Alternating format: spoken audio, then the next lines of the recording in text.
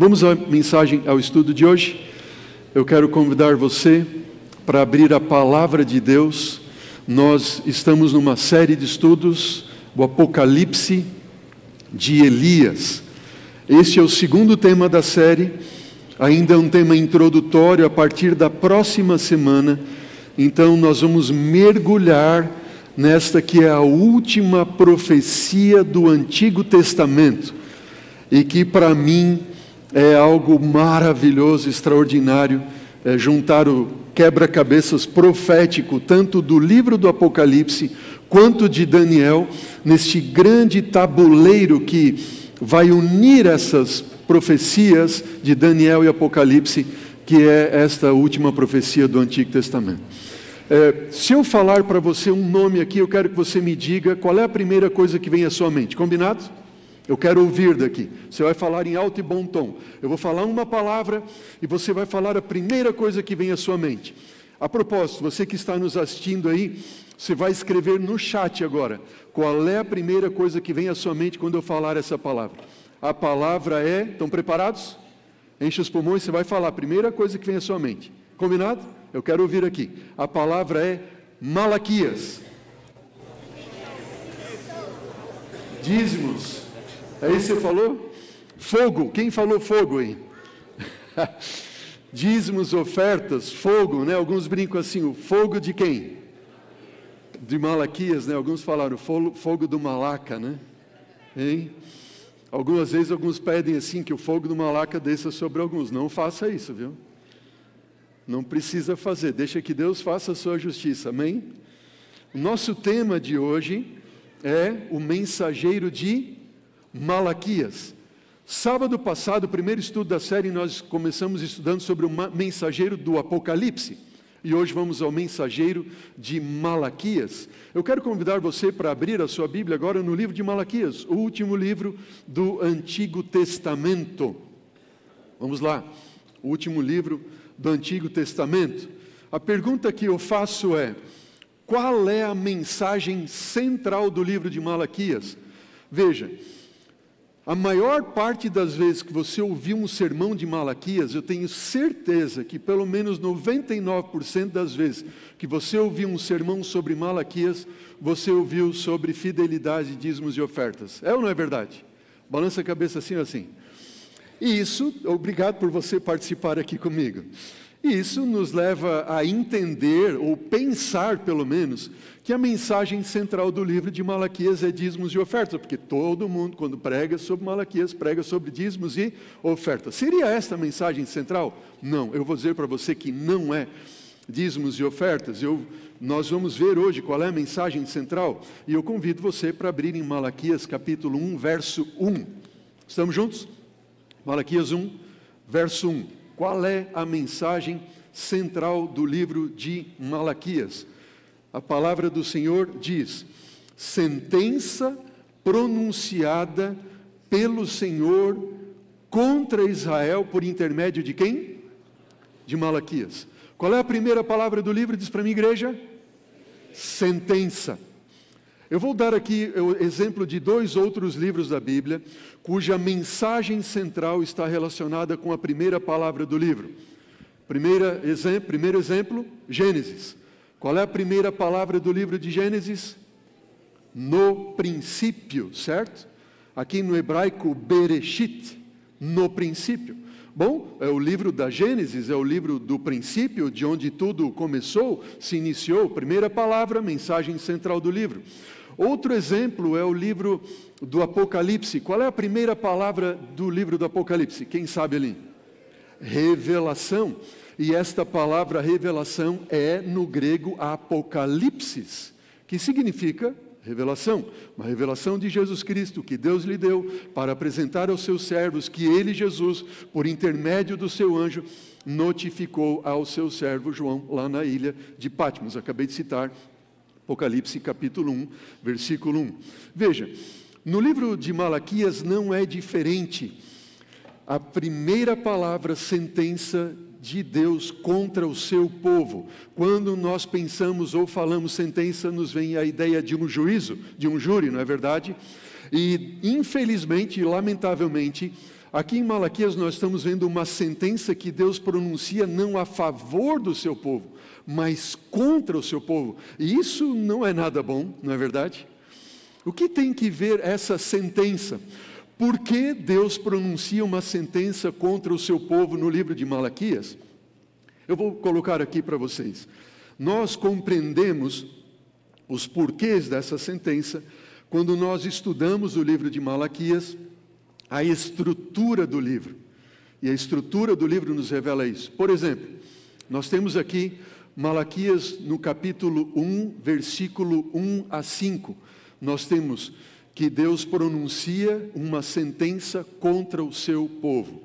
Segundo ponto, dos versículos 6 do capítulo 1, como você pode observar, até o versículo 9 do capítulo 2, Deus ele está denunciando a apostasia dos sacerdotes, dos líderes espirituais.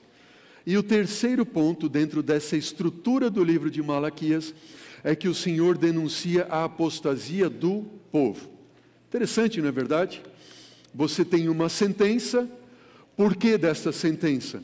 Número 1, porque os sacerdotes, os líderes espirituais se afastaram de Deus.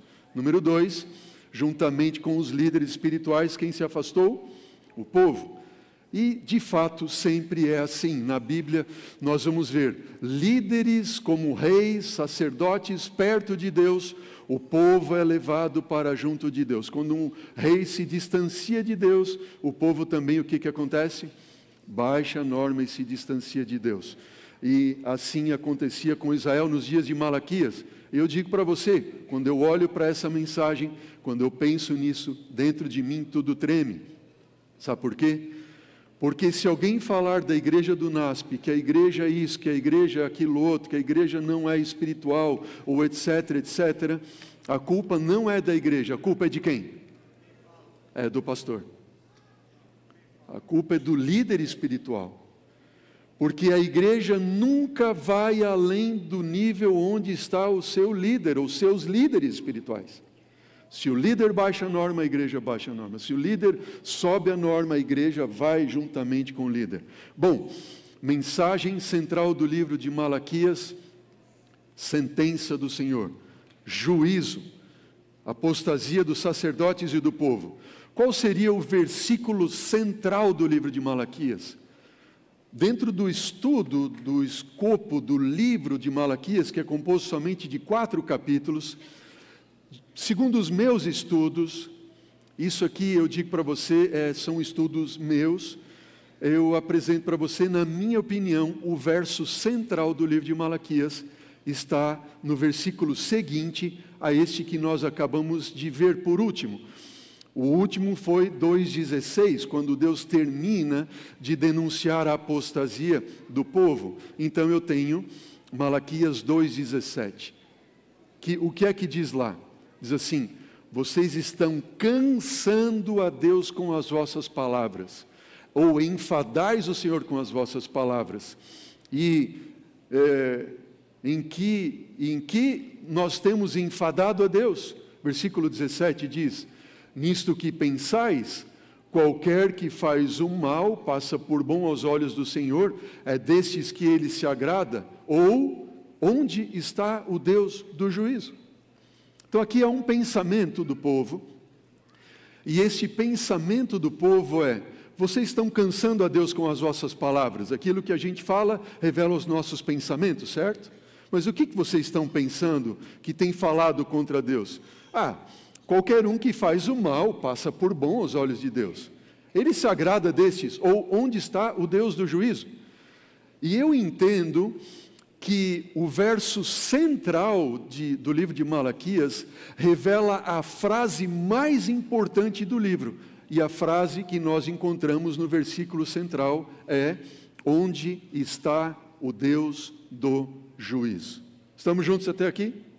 Onde está o Deus do juízo? Por que o povo perguntava onde está o Deus do juízo?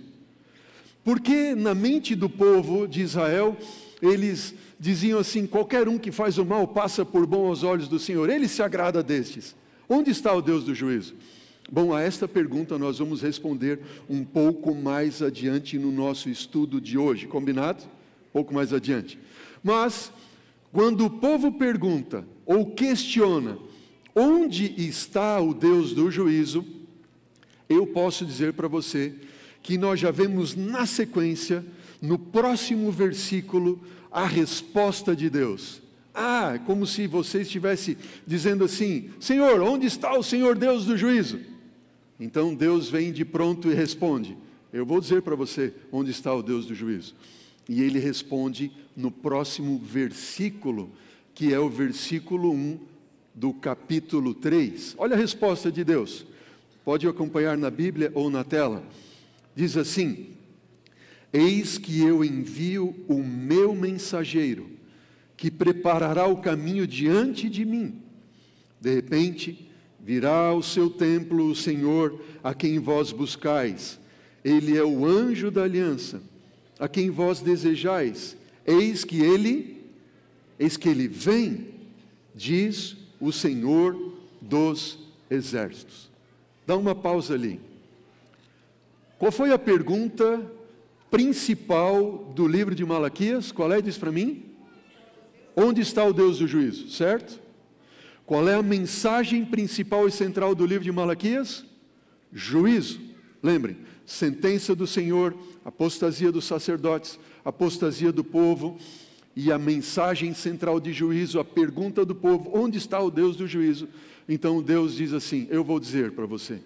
Número 1, eu vou enviar o meu mensageiro. O curioso aqui é que a palavra meu mensageiro, ou mensageiro do Senhor, em hebraico, sabe como é que é, não? Você sabe como é que é mensageiro do Senhor em hebraico?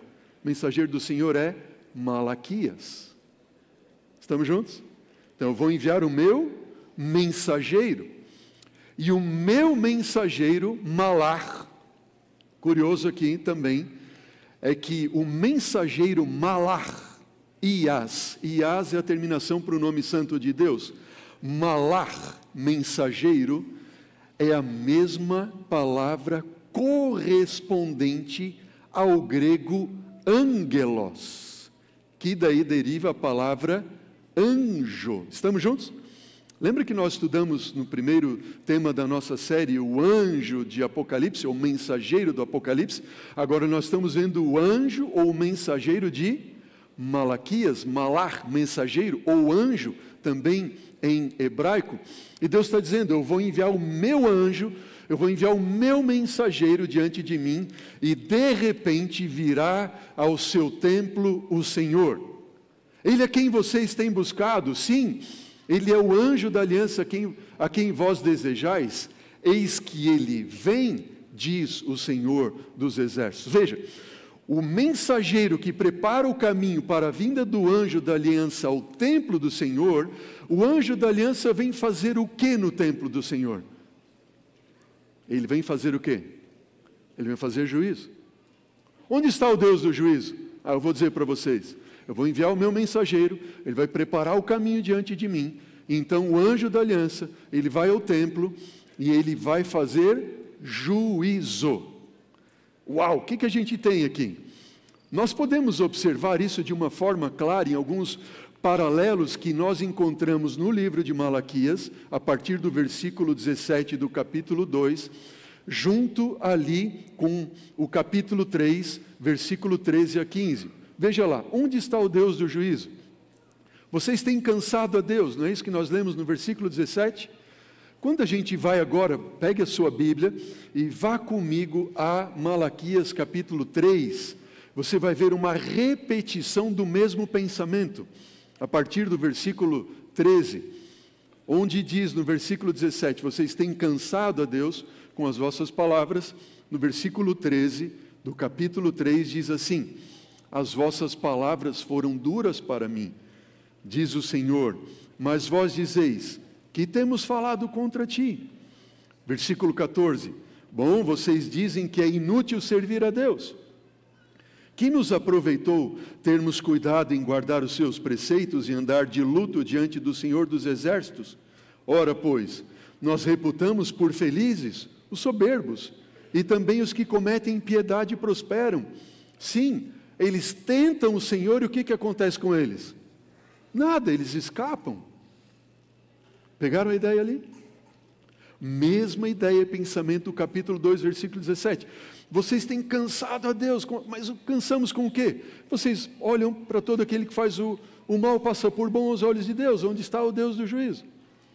Vamos ver agora o juízo que Deus faz, como nós acabamos de ler no capítulo 3, versículo 1. Vamos ler agora o versículo 2 a 5. O versículo 1 é aquele que diz que Deus vai enviar o anjo da aliança, precedido pelo seu mensageiro. Olha o juízo agora acontecendo no versículo 2 do capítulo 3. Leia Malaquias 2, 3, diz assim: mas quem poderá suportar o dia da sua vinda? Quem poderá subsistir quando ele aparecer? Porque ele é como fogo de ourives e como a potassa dos lavandeiros. Assentar-se-á como derretedor e purificador de prata. Ele purificará os filhos de Levi e os refinará como ouro e como prata, e eles trarão ao Senhor justas ofertas. Então, a oferta de Judá e de Jerusalém será agradável ao Senhor, como nos dias antigos, como nos primeiros anos. Olha o versículo 5. Chegar-me-ei a vós outros para o quê? Para juízo. Eu vou chegar a vocês para juízo. Vocês estão perguntando onde está? Eu estou mostrando aqui. Eu vou fazer juízo? Sim.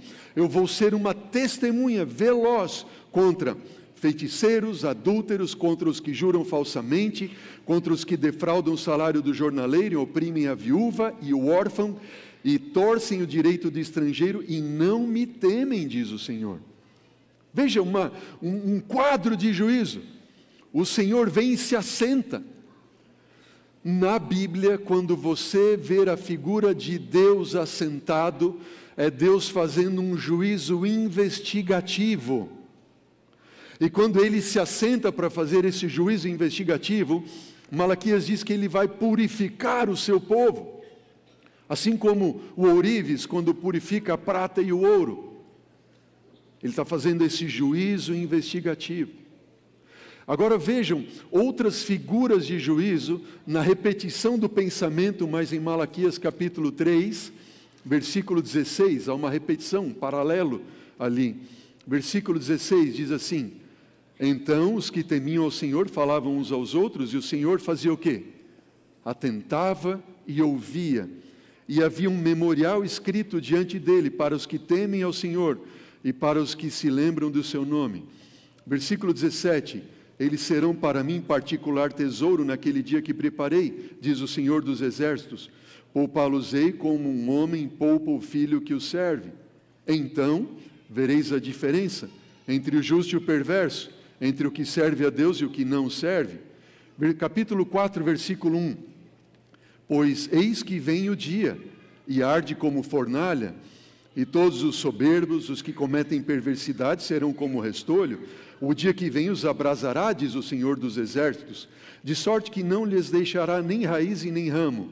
Mas para vós outros que temeis o meu nome, vai nascer o sol da justiça, trazendo salvação nas suas asas. Saireis e saltareis como bezerros soltos da estrebaria. Versículo 3 e último: pisareis os perversos, porque eles se desfarão cinzas debaixo da planta dos vossos pés, naquele dia que preparei, diz o Senhor dos Exércitos. O que nós estamos vendo aqui?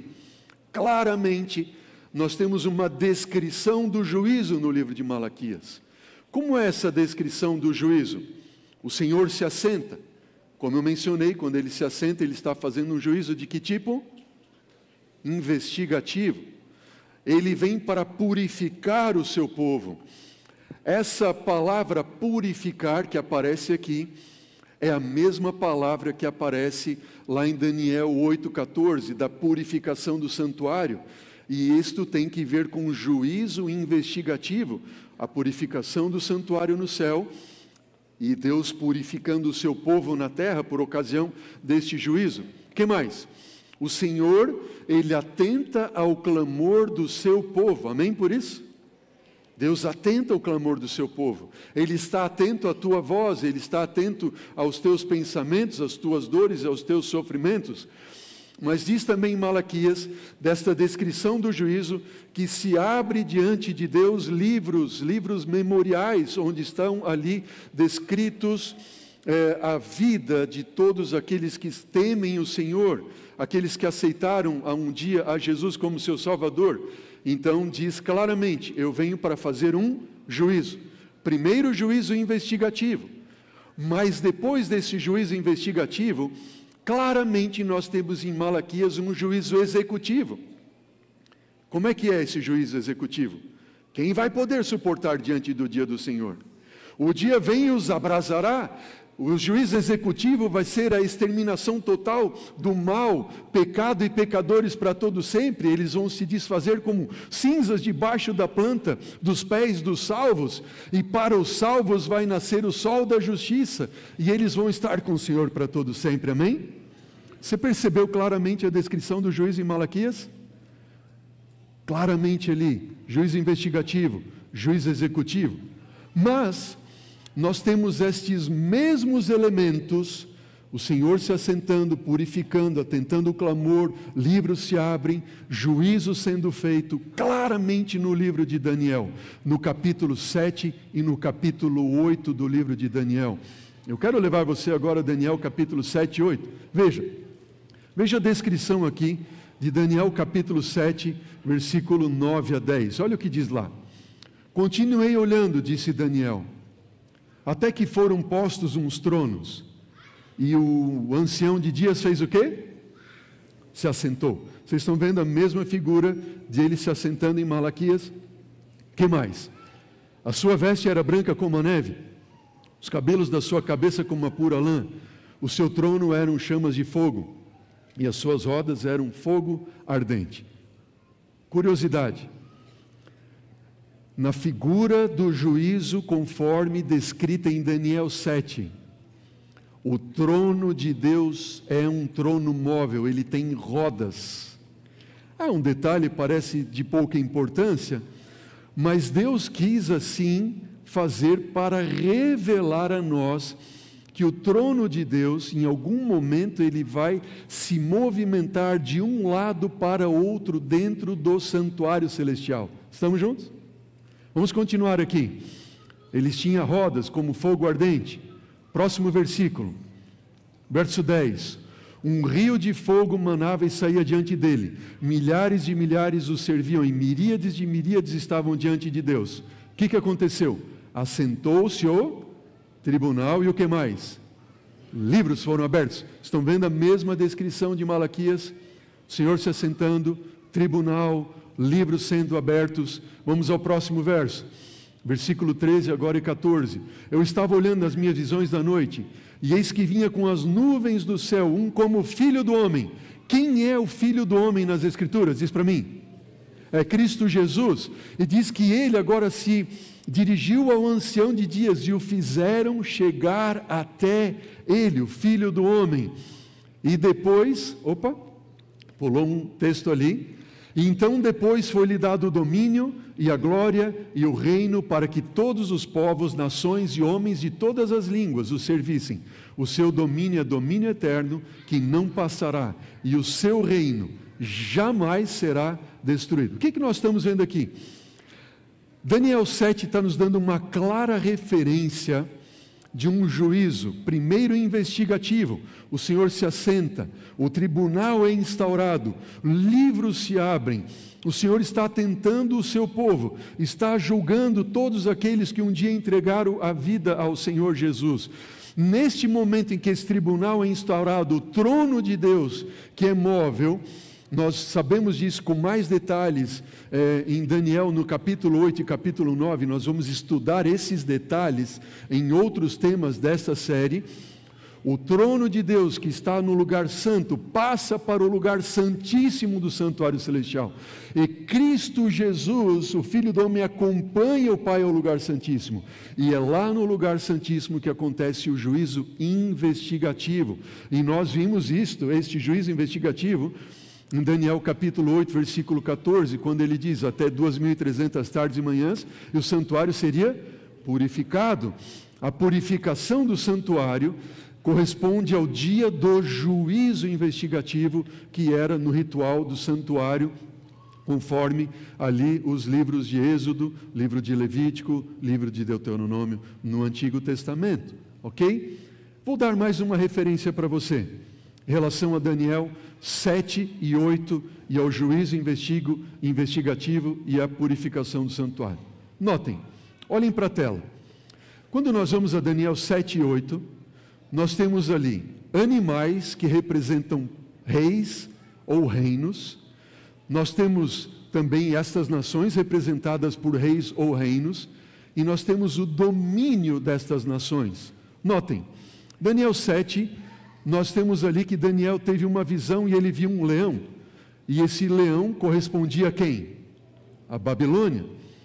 E Babilônia, que dominou no mundo antigo de 605 a.C. até 539 a.C. Quando nós vamos em Daniel, no capítulo 8, nós vemos 7 e 8, nós temos ali, depois que Daniel vê um leão, ele viu um urso. E em Daniel, no capítulo 8, este animal aparece como sendo um carneiro que representa o domínio da Média e da Pérsia. E ali os anos correspondentes ao domínio da Média e da Pérsia, 539 a.C. até 331 a.C. Daniel 7, na sequência, nós temos um leopardo, que corresponde à Grécia. Em Daniel 8 é um bode que corresponde ao domínio grego, e ali os domínios, 331 a.C. até 168 a.C. Depois, em Daniel 7, Daniel vê um animal terrível e espantoso, diferente de todos os reinos que haviam aparecido antes dele. Era diferente do leopardo, era diferente do urso, era diferente do leão, não tinha nenhuma outra característica. Por quê? Porque esse animal, esse chifre pequeno, ele exerceria não tão somente um domínio político, mas também político e religioso. E ele aparece também em Daniel 8 ali, primeiramente como um chifre pequeno, com uma atuação primariamente horizontal, correspondendo a Roma pagã. E Roma pagã, ou o Império Romano, dominou de 168 a.C. até 476 depois de Cristo. Depois nós vemos em Daniel 7 e 8 a atuação do chifre pequeno. E agora, no capítulo 8, o chifre pequeno dominando numa dimensão vertical, ele atinge os céus, ou seja, é o domínio de Roma, mas não mais Roma, Império Romano, mas agora Roma cristã, a igreja cristã de Roma. E o livro de Daniel nos coloca claramente, e no capítulo 7, versículo 25, que o domínio de Roma cristã, do chifre pequeno, se deu de 538 depois de Cristo até o 1798 depois de Cristo, quando nesta data, no mês de fevereiro, o Papa Pio VI foi levado cativo, aprisionado por Berthier, que era um dos generais de Napoleão Bonaparte. E a igreja cristã perde o seu domínio, que exercia durante toda a Idade Média. Mas na visão de Daniel, no capítulo 7 e 8, você observe então a sequência dos domínios e dos reinos, ok? E depois do domínio do chifre pequeno, nós temos em Daniel capítulo 7, um juízo sendo instaurado no céu. Ou seja, em algum momento, segundo Daniel 7, depois de 1798, aconteceria um juízo no céu. Mas quando nós chegamos em Daniel 8, nós vemos que este juízo aconteceria depois de 2.300 tardes e manhãs. E as 2.300 tardes e manhãs se cumprem em 22 de outubro de 1844. Ou seja, nós já estamos vivendo no dia do juízo, sendo que Daniel 7, o juízo no céu, corresponde à purificação do santuário, que aconteceu e está acontecendo desde 22 de outubro de 1844. Na sequência, então, Cristo Jesus, o Filho do Homem, recebe o reino e o domínio para todo sempre. Amém? Bom pastor, quanta informação! Quanto estudo da Bíblia a gente está fazendo hoje. Você está conhecendo a mensagem central do livro de Malaquias, mas não é só a mensagem central do livro de Malaquias, é a mensagem central do livro de Daniel e Apocalipse. É o grande juízo de Deus, investigativo. É a mensagem central do Pentateuco, dos 5 primeiros livros da Bíblia. Nós temos ali Gênesis, Êxodo, Levítico, Número, Deuteronômio. A mensagem central está no livro de Levíticos, no capítulo 16, no versículo 30. É o dia do juízo investigativo. É a mensagem central. Agora, para confirmar tudo isso que nós acabamos de ler, eu quero mostrar para você um parágrafo do livro Grande Conflito, que confirma aquilo que a gente já estudou agora na Bíblia. Veja o que diz a palavra inspirada de Deus através da sua serva. Ela diz assim: a vinda de Cristo ao lugar santíssimo, como nosso sumo sacerdote, para a purificação do santuário, a que se faz referência, onde? Em Daniel 8,14, que mais? A vinda do Filho do Homem ao ancião de dias, conforme se acha apresentado onde? Daniel 7,13, que nós já lemos. E o que mais? E a vinda do Senhor ao seu templo, predita por quem? Por Malaquias. São descrições do quê? Do mesmo evento. Uau! Eu não sei se isso chama atenção a você, mas a mim me chama muito atenção. Sabe por quê?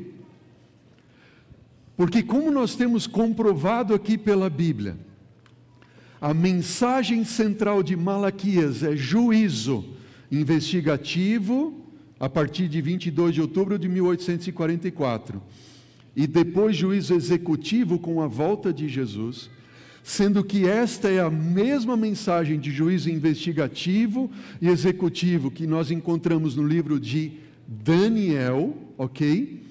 A mim me chama a atenção pelo seguinte: o profeta Malaquias, ele escreveu sim, inspirado por Deus, para os dias dele e para a mensagem ao povo de Israel nos seus dias. No entanto, o ápice da mensagem do profeta Malaquias, notem bem o que eu estou falando, o ápice da mensagem do profeta de Malaquias é para os dias do povo do juízo.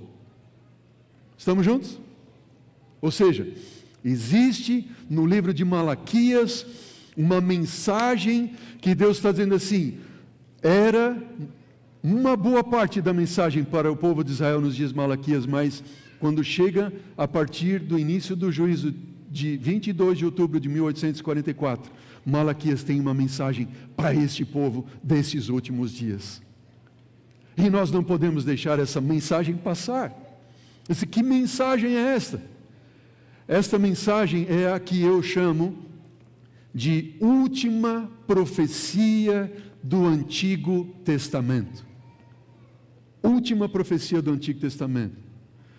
E nesta última profecia do Antigo Testamento, que nós vamos começar a abrir esta profecia nos estudos nossos a partir do próximo sábado, você vai se deslumbrar com revelações como você nunca viu para os nossos dias. Amém por isso?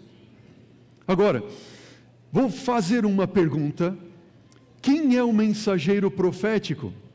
Quem é esse mensageiro que aparece no livro de Malaquias? Veja, esse mensageiro, como diz Malaquias 3, verso 1, eu vou enviar o meu mensageiro. O livro de Malaquias diz que ele tem um nome, e você já sabe qual é o nome dele. Qual é o nome dele? Qual é o nome desse mensageiro? Esse mensageiro tem como nome o título da nossa série. Ele é Elias. Por que Elias? Porque, como nós vimos, existe um paralelo entre Malaquias 2 e 3, o envio do mensageiro. Nós vimos ali um juiz investigativo, juiz executivo. Esse mensageiro que ele é enviado, que aparece ali no capítulo 3, versículo 1, em Malaquias 4, 5, nós encontramos: eis que eu vos enviarei quem? O profeta Elias. Quando? Antes que venha o grande e terrível dia do Senhor. Eu vou enviar o meu mensageiro. Quem é o mensageiro? É o profeta Elias. E na nossa série, nós vamos chamar este mensageiro de Malaquias como sendo Elias profético. A última profecia do Antigo Testamento é o envio de Elias.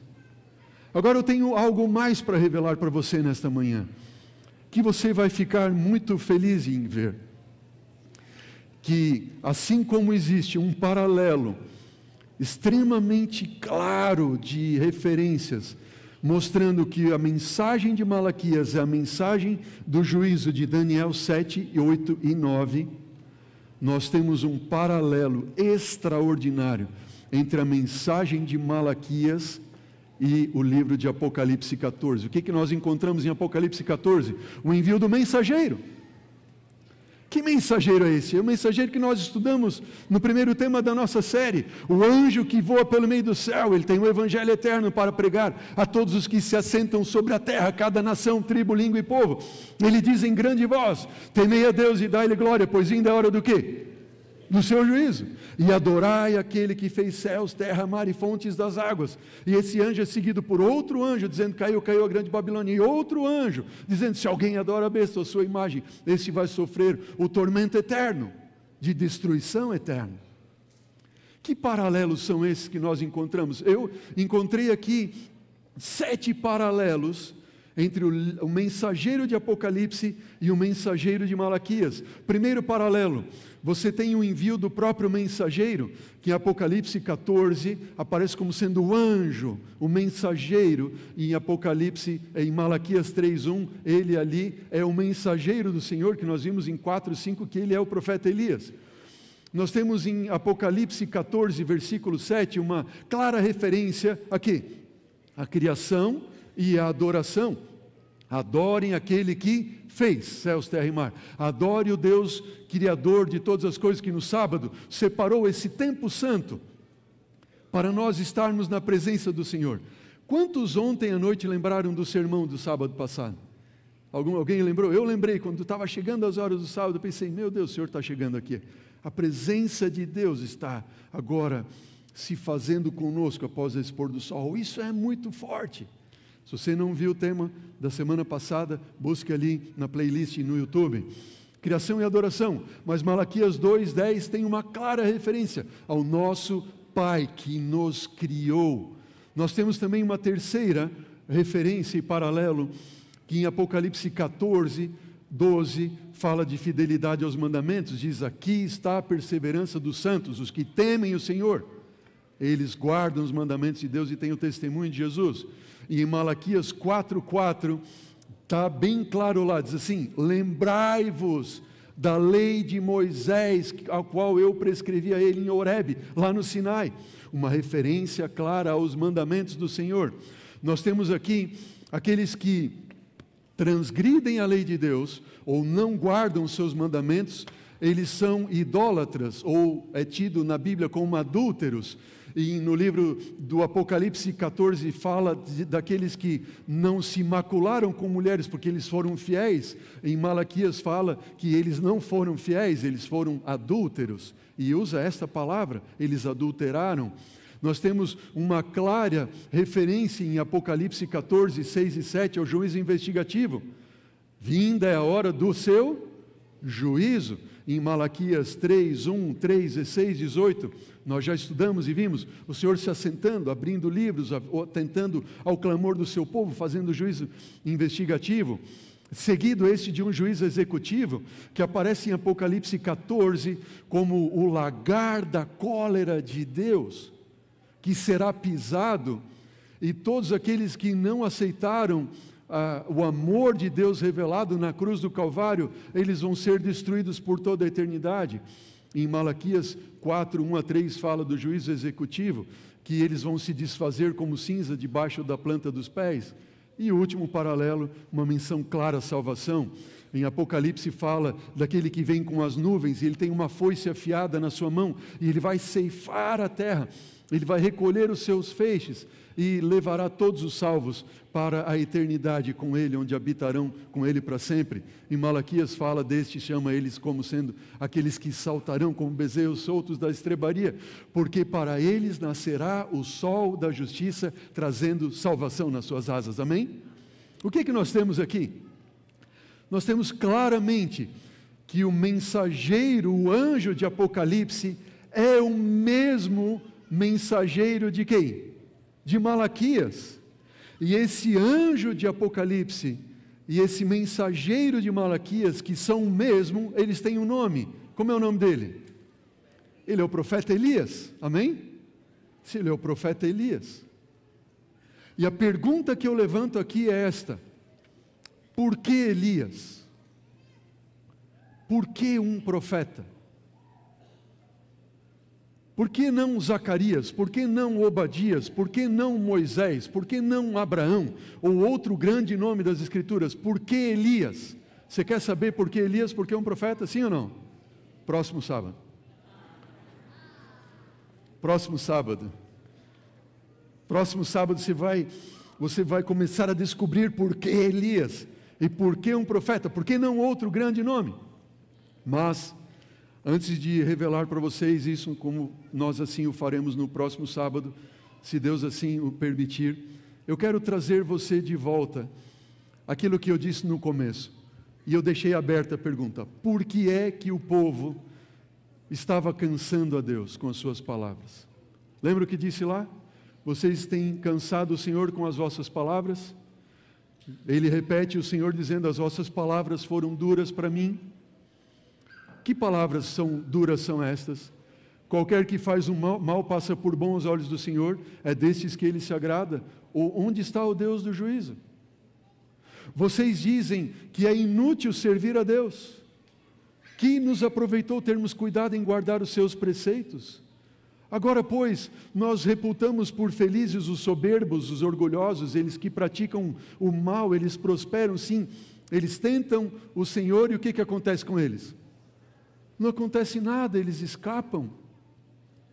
Veja, por que é que o povo de Israel tinha esse pensamento, e através desse pensamento eles diziam: onde está o Deus do juízo? Eu vou revelar para você.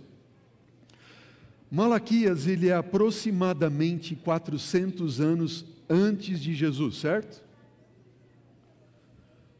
Israel voltou do cativeiro do exílio babilônico em 539, eles estavam cativos em Babilônia, e em 539 eles retornam para Jerusalém, segundo a profecia de Jeremias, que dizia que depois de 70 anos, eles retornariam para a cidade, e Daniel capítulo 9 diz que eles reconstruiriam a cidade e o templo. Na mente de um judeu, de um israelita, vinha o quê? Vinha que ao construir o templo e voltarmos para Israel, nós voltaremos a ser cabeça e não cauda. Nós voltaremos a dominar e deixaremos de ser dominados. No entanto, eles continuaram sendo dominados depois de Babilônia pelos medo-persas, e aqui em Malaquias é o final do domínio dos medo-persas. E aí depois vem os gregos dominando, depois vem Roma dominando, e quando chega nos dias de Jesus, eles estão pensando que agora chegou alguém que alimenta multidões, que cura toda sorte de enfermidade, o governo e o reino dele não vai ter nenhum problema de doença, de saúde, não vai ter problema de questões sociais, de fome. Se algum exército, alguém ali se ferir, ele pode não só curar os feridos, mas ressuscitar os mortos. Nós vamos voltar a dominar, estão entendendo? E nos dias de Malaquias, quando eles olham ao redor, os povos que não temiam ao Senhor, que não faziam a vontade de Deus prosperando, eles pensam: onde está o Deus do juízo? Porque se Deus fosse Deus de fato justo juiz, Ele traria a nós libertação. Mas deixa eu fazer uma pergunta para você. Talvez eu esteja falando para alguém nesta manhã que já teve o mesmo pensamento de Israel nos dias de Malaquias. Eu vou ilustrar para você. Você já ouviu alguma história parecida com essa que eu vou contar agora? Eu já ouvi algumas vezes. Pastor, eu conhecia Jesus. Eu digo amém por isso. Pastor, eu não conhecia a verdade de Jesus e da salvação. Eu não conhecia da Bíblia. Eu vivia num mundão ali e fazia as coisas que são comuns ao mundo. Mas enquanto eu estava no mundo, pastor, e eu não conhecia as verdades de Jesus, eu tinha um bom trabalho, eu já ouvi alguns dizendo assim, a minha empresa ia tudo bem, eu era rodeado de amigos e de pessoas, a minha família ali sempre me queria ao lado, mas pastor, quando eu conheci Jesus, começou a ir tudo errado. Pastor, a minha empresa, eu estou passando por dificuldades, está quase na falência. Outros dizem, pastor, eu perdi o emprego, meus amigos me abandonaram, ninguém mais quer saber de mim. Que me adiantou eu me entregar a Jesus e guardar os seus mandamentos e fazer a sua vontade? Já ouviram alguma questão assim? Assim, pastor, parece que quem é ímpio, quem é o soberbo, aqueles que não aceitam a Jesus, olha só, vai tudo bem com eles. Agora, por que é que eu que faço a vontade de Deus está indo tudo errado com a minha vida? Você já viu algum pensamento assim? Já viu, não é verdade? Talvez eu esteja falando para alguém aqui nessa manhã que esteja passando por uma fase muito difícil na sua vida. Alguém cuja vida, o câncer bateu a porta do seu lar. Alguém que está desempregado, alguém cujo filho está aprisionado no mundo das drogas, você criou esse filho aqui dentro da igreja, essa filha. Alguém que não sabe mais o que faz e tem se questionado, onde está Deus? Porque se Deus fosse justo, eu não estaria passando pelo que eu estou passando. Você já se perguntou assim? Já ouviu alguém se perguntando assim? Eu lembro de um salmo, é o Salmo 73. Eu quero convidar você para abrir a Bíblia comigo no Salmo agora 73. E você vai ver aqui o pensamento do salmista Asaf. E Asaf tinha este mesmo pensamento. Tinha esse mesmíssimo pensamento. Veja o que ele diz ali no versículo 1 e 2 e 3. Asaf ele diz assim, com efeito, Deus é bom para com Israel, para com os limpos de coração.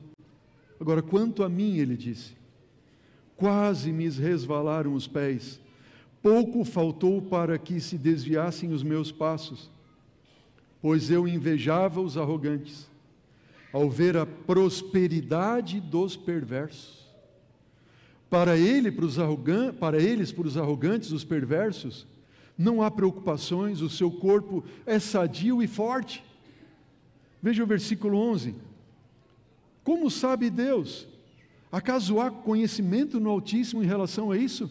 Que os perversos prosperam, está tudo bem com eles? Versículo 12. Eis que são estes os ímpios e sempre estão tranquilos, eles aumentam as suas riquezas. Com efeito, disse Asaf, inutilmente conservei puro o coração e lavei as mãos na inocência. Vocês estão vendo? Diz que é inútil servir a Deus. Que me aproveitou? Os maus vai tudo bom com ele. Mas quando nós chegamos no versículo 17, o salmista Asaf, ele tem uma mudança de mente. Olha a mudança que acontece no versículo 17 do Salmo 73. Ele diz assim, até que entrei no santuário de Deus e atinei com o fim deles. Uau! Quando eu entrei no santuário, aí eu vi o fim deles. No santuário a gente vê que há um juízo investigativo e que mais? Um juízo executivo. E que no juízo investigativo, Deus atenta e ouve o clamor do seu povo, embora ele esteja sofrendo sim, mas Deus nunca prometeu que o seu povo não passaria por dificuldades e provações. É ou não é verdade? Deus nunca prometeu isso. Jesus sim afirmou, filhos, neste mundo vocês vão passar por aflições, mas tenham bom ânimo, eu venci o mundo. Se você olha para a história sagrada, você vai ver homens e mulheres passando por grandes provações, é ou não é verdade? Mas em meio às provações, Deus está dizendo para você e para mim hoje: filho, filha, meu Pai atenta e ouve o clamor do justo. Diga amém. Se você tem passado por provas, por dificuldades, por sofrimentos, por doença, por medo, perigo de morte, dor, separação, eu quero dizer para você, em nome de Jesus, o Senhor atenta e ouve o teu clamor. Ele não é indiferente para com você. Ele diz assim: filho, calma, calma, calma, calma, não se desespere, não se desespere. Por quê? Porque haverá um dia em que eu vou dar cabo com o mal. E o fim dos ímpios será um fim triste para a eternidade de perda eterna. Eu encontrei um texto no livro Desejar Todas as Nações, que eu quero compartilhar com você, que diz assim: Deus, Ele nunca dirige seus filhos de maneira ou diferente daquela que eles próprios haveriam de preferir ser guiados, se pudessem ver o fim desde o princípio e perscrutar a glória do desígnio que estão realizando como colaboradores seus. Amém? Uau, o que diz aqui? Está dizendo que se você tivesse a visão de Deus, você faria as mesmas escolhas que Deus, e aquilo que Deus permitiu ou tem permitido você passar, você faria a mesma coisa. Mas a gente não tem visão de Deus. Mas eu posso confiar que Deus é amor. Posso ou não posso? Sim ou não? Sim! A garantia que eu tenho que Ele é amor é que Ele enviou o Seu Filho para morrer por mim e por você na cruz do Calvário. Amém! Queridos, eu vou dizer para vocês, algumas vezes como pastor não é fácil. Algumas vezes tem dias que eu faço visitas, eu chego em casa, eu falo para a Medi: hoje foi difícil. Sabe por que foi difícil? Porque numa visita, eu visito uma família, e ali naquele lar tem uma menina de 24 anos, morando sozinha com o pai, porque a esposa não suportou a prova que eles estavam passando. Ao redor da sua casa, vida entre bandidos e traficantes. Aquela menina, desde pequena, o pai e a mãe tendo que trabalhar para se sustentar, e ela era violentada e abusada pelos traficantes e bandidos. Daí eu vejo aquele pai com lágrimas nos olhos dizendo: pastor, quando ela era criança, eu era um viciado, e eu tive 3 comas de overdose, e eu não morri por um milagre de Deus. Eu vivi muito tempo na Cracolândia, mas Deus me libertou. Só que eu não sei, está difícil, pastor, e essa menina hoje tem problemas psicológicos tremendos de tantos traumas que ela recebeu. E se numa visita como essa eu digo: Senhor Jesus, vem logo, vem logo. Daí eu saio de uma visita e vou para outra, e se nessa outra visita eu encontro uma mãe com um bebezinho de 9 meses, mas que ela nunca pôde amamentar o bebê, porque quando o bebê nasceu ela descobre um câncer de mama. Esse é um câncer muito agressivo. E ela carregando o bebê e o marido ali, ela agora sem cabelos, e o bebezinho no colo, o marido com lágrimas nos olhos assim: pastor, eu não sei o que fazer. Se ela me deixar, o que vai ser eu com essa criança? Isso é o que você diz numa hora dessa. Sabe, eu tenho uma palavra. A palavra que eu tenho é uma palavra que vem do céu. Eu sei que não é a palavra talvez que você mais queria ouvir, mas eu tenho uma palavra para você. Eu tenho uma palavra para você que está nos assistindo, que está passando por dores, por sofrimento no seu lar, na sua vida, que você não sabe mais o que fazer, não tem mais vontade de levantar da cama. A palavra é: passará. Amém? passará. Passará. Agora tudo vai passar. Se você vive um momento bom hoje na sua vida, vai passar. Que a prova vai chegar a todos nós. Mas só estaremos firmes se nós permitirmos que Deus seja o Deus da nossa vida, amém? E eu quero clamar ao seu coração, deixe Deus ser Deus na sua vida. Porque Ele é como fogo de ourives, Ele se assenta para purificar, Ele quer purificar o teu e o meu coração. Se provas você e eu temos passado ou iremos passar, existe só um motivo no coração de Deus, e esse motivo de Deus é para nos salvar. Ele usa para purificar o nosso coração, para nos salvar, e algumas vezes não é para salvar você, mas Ele se vale dos fortes para salvar os fracos. Quantas vezes eu visitei alguém que estava passando por um momento de doença tão forte, e esse forte que estava ligado a Deus, é ele que estava convertendo todos os outros da família, porque não se deixou esmurecer diante de tantas provas e dificuldades que passavam em sua vida. É ou não é assim? Assim, eu lembro das palavras de Pedro, que ele diz assim: lancem sobre ele todas as suas ansiedades, porque ele tem cuidado de vocês, amém? Ele cuida de vocês. Ele atenta e ouve o clamor do povo. Lance diante de Deus as suas ansiedades. Ele cuida de você. Resistam-lhe firmes na fé, certos de que os irmãos de vocês espalhados pelo mundo estão passando por quê? Sofrimentos iguais. Jesus está voltando e passará. Passará. E Pedro termina dizendo: e o Deus de toda a graça que em Cristo vos chamou a sua eterna glória, depois de vocês terem sofrido por quanto tempo? É um pouco, porque vai passar. A Ele mesmo irá aperfeiçoar, firmar, fortificar, fundamentar vocês. A Ele seja o domínio para sempre. Amém. Passará.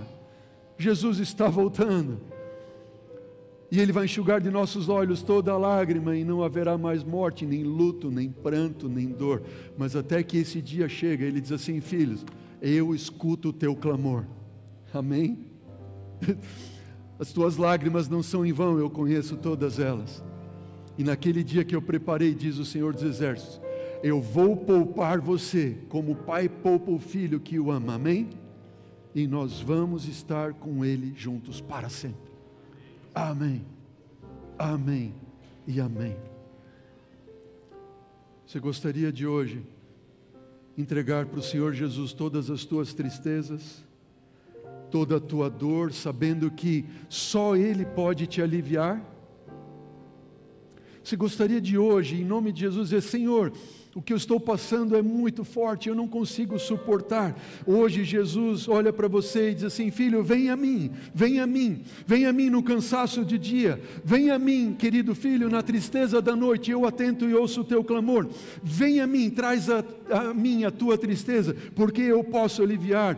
Eu ouço a tua voz. Filho, vem a mim na angústia da tua alma, vem a mim na sombra da morte que você tem passado, e eu vou te dar paz completa, amém? Se há alguém aqui nessa manhã nos assistindo, esse apelo é para você. Venha a Jesus, entregue a Ele os teus fardos, e nunca se esqueça que passará, e que Ele está do teu lado ouvindo o teu clamor, amém? Enquanto você ouve essa música, eu quero convidar você, se há alguém nessa manhã aqui, cujo fardo está muito pesado de carregar, quero convidar você para se levantar de onde você está, vir aqui à frente e colocar esse fardo pesado aos pés de Jesus. Se você tem um fardo carregando e você quer entregar ele a Jesus, venha a mim, diz Jesus. Coloque-se em pé, venha à frente e deixa Ele tomar o teu fardo, enquanto você ouve essa música.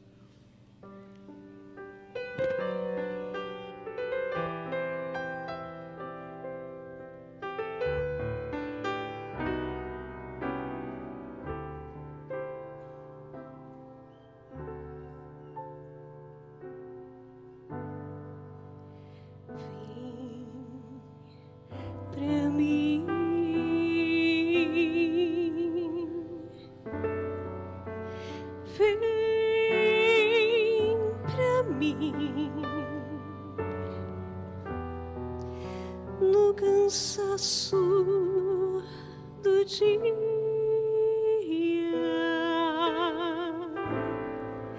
na tristeza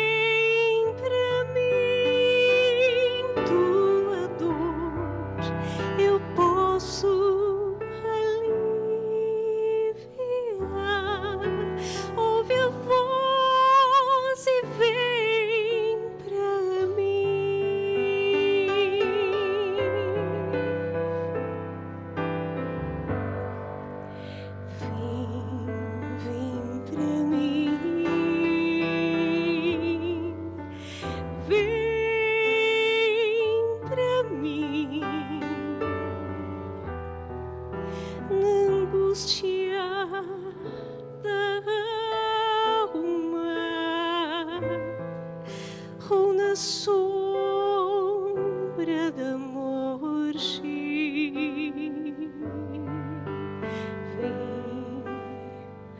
vem pra mim, vem pra mim, só em mim existe completa paz. Ouve a voz e vem pra mim.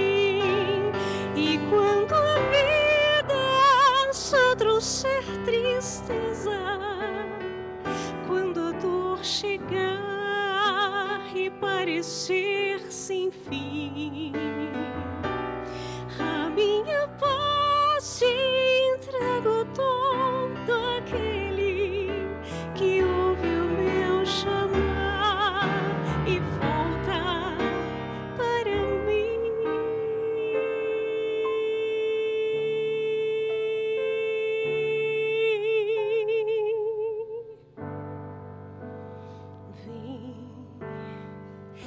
Vem pra mim, vem pra mim. Se a esperança fracassa, ou se a dor te consome, vem pra mim, vem pra mim. Tua dor eu posso aliviar. Ouve a voz e vem pra mim. Só em Jesus existe completa paz.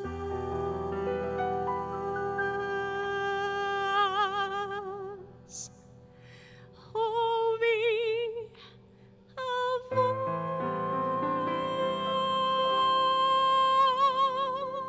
voz e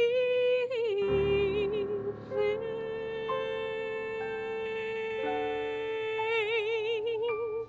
Sim, vem pra mim.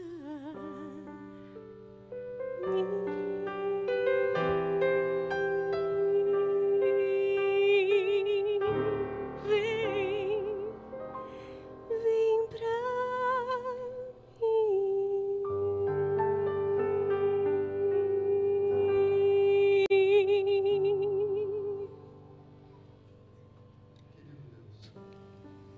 Aqui estamos, Senhor. Colocamos diante de Ti nossos fardos, nossa dor, nossas lutas. Pedimos, Senhor, alivia. E continue, Pai, te pedimos, trabalhando, obrando, para que o nosso coração seja purificado, de modo a refletirmos a imagem de Jesus para aqueles que olharem para nós. Salva-nos, Senhor Deus. Venha logo nos buscar. É o que nós pedimos humildemente, Senhor. Em nome e por amor a Cristo Jesus. Amém.